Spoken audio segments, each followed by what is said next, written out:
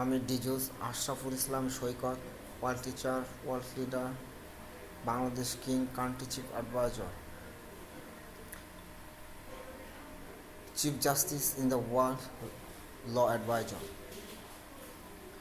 অন্তর্বর্তীকালীন সরকার আর গণতন্ত্র সরকারের মধ্যে অনেক তফাৎ আছে। অন্তর্বর্তীকালীন সরকার কখনোই সরকারি অর্থ খরচ করতে পারে না, অধিকার রাখে না। গণতন্ত্র সরকার সরকারি সমস্ত অর্থ খরচ করার ক্ষমতা রাখে। সংবিধান জেনে রাষ্ট্র পরিচালনা করা উচিত অন্তর্বর্তী সরকারে যারা আছে। জয় বাংলা, জয় বঙ্গবন্ধু, জননেত্রী শেখ হাসিনা।